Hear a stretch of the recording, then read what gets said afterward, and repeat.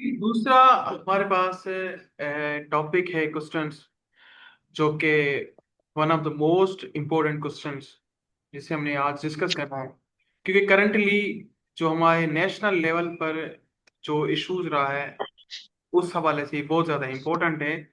और last 3 year से, मतलब 2022, 2023, फिर 2025 में सेम इश्यूज ये रिपीट हो चुके हैं, मतलब कि ना चैलेंजेस।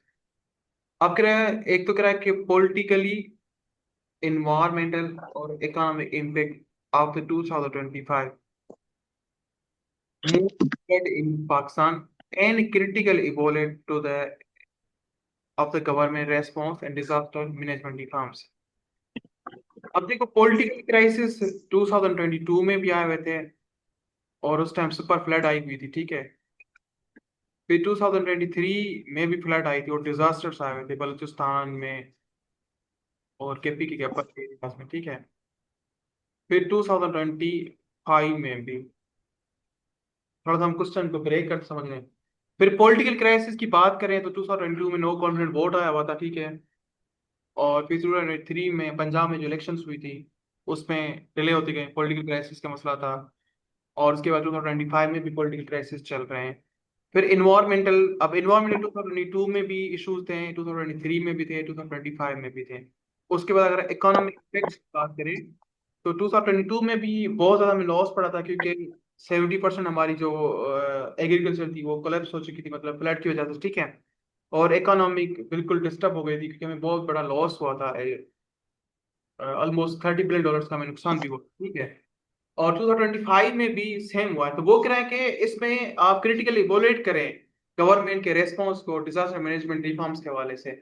अब इंट्रोडक्शन में हमने क्या लिखना है कि 2025 की जो मूनसून फ्लड थी, उन्होंने जो है वो मल्टी प्रोफेशनल को डिस्टर्ब किया, जिसमें पंजाब खास के बहुत ज्यादा नुकसान हुआ था, और बुनेर केपीके में और सिंध में मतलब थोड़ा बहुत, ठीक है।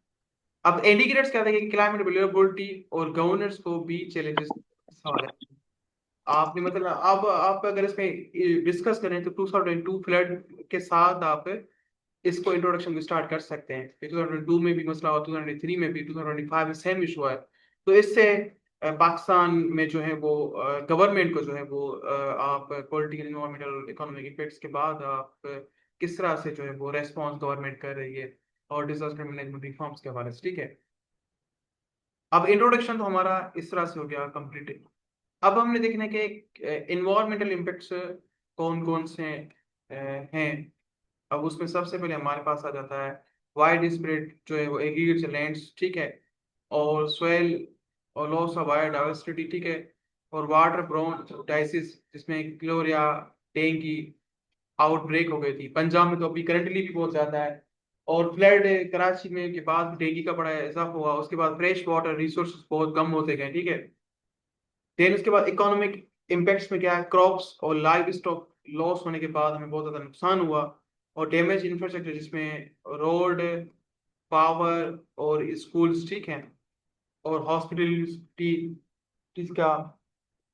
और इनके अलावा डिक्लाइन जीडीपी ग्रोथ हमारी हुई, और इन्फ्लेशन इंक्रीज हुआ। और करंटली वर्ल्ड बैंक के मुताबिक जो है वो पॉवर्टी इंक्रीज हुई है 33.7, ये करंट की रिपोर्ट है। और फिजिकल बर्डन और national and professional level budget पे भी बढ़ गया है। अब ये तो हमें पता लग गया कि एनवायरमेंटल में क्या क्या नुकसान हुआ था, इकोनॉमिकल। अब हम देखते हैं कि पॉलिटिकली कौन कौन से में इम्पैक्ट्स पड़े हैं यहाँ पर। अब सबसे पहले गवर्नर्स को क्रिटिसिज्म किया गया और जो है वो कॉम्पिटेंट्स के हवाले से, ठीक है। सेंटर प्रोविंस कोऑर्डिनेशन गैप जो था आपस में, ठीक है। कि एक तो पंजाब और सेंट्रल का पावर आपस में जो था, फेडरल और प्रोविंस में, पंजाब के पीके के मसले थे, पंजाब के पीके के सिंध, पंजाब के, फिर सिंध के सेंट्रल गवर्नमेंट के साथ, केपी के सेंट्रल गवर्नमेंट के साथ इशू थे, बलूचिस्तान के सेम थे। फिर पब्लिक प्रोटेस्ट और पॉलिटिकल गेम शुरू हो गई, जिसमें डायनास्टिक पॉलिटिक्स और पर्सनल पॉलिटिक्स पॉलिटाइजेशन शुरू हो गई थी, ठीक है। फिर इंक्रीज डिमांड हुई फॉर क्लाइमेट जस्टिस और डिसेंट्रलाइजेशन की जाए, और ये तो ग्लोबल लेवल पे भी इसका था। अब गवर्नमेंट रेस्पॉन्स किया जाए कि एनडीएम और पीडीएम के थ्रू हमने कोऑर्डिनेशन तो की, और हमने कुछ हद तक सक्सेस हो गए, लेकिन हमारे पास आउटडेटेड इंफ्रास्ट्रक्चर्स और जो है वो lake of long term policies ना होने की वजह से, और रिलीफ एफर्ट्स टाइम पर हम ना पहुंचाने की वजह से, उनके और ना हमारे पास प्री प्लानिंग थी, और ना हमारे पास टेक्निकल चीज़ें थी जिसके थ्रू हम उस पर काम कर सकें या हम उसे डिस्कस कर सकें। उसके बाद रिलीफ एफर्ट्स टाइमली पर इनसफिशिएंट होता गया हमारे पास। देन उसके बाद हमारे पास फिर आ गया वीक अर्लियर वार्निंग, ठीक है, और प्लानिंग के हवाले से। और करंटली आपको पता है कि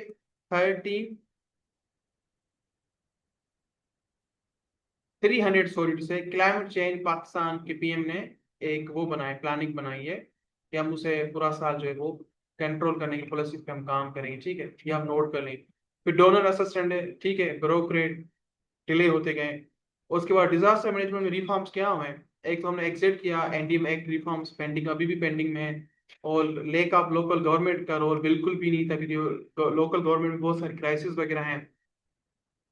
उसके absence of climate resilient infrastructure policy, हमारे पास क्लाइमेट के लिए भी कोई खास नहीं, इवन ना हमारे पास क्लाइमेट पॉलिसी प्रॉपर है ही नहीं कि हम उस पर काम कर सकें। अभी भी वो खास 2021 में तो बनाई थी, लेकिन उस पर खास इंप्लीमेंट कुछ नहीं हो पाया। उसके बाद we community level adoption planning, फिर इंस्टीट्यूशनलाइजेशन स्ट्रेंथिंग एनडीएम और क्लाइमेट रेजिलिएंट इंफ्रास्ट्रक्चर, जिसमें जोन बनाए गए थे, और अर्लियर वार्मिंग सिस्टम मॉडर्नाइजेशन, ठीक है, लोकल गवर्नमेंट एम्पावर फिनांसिंग।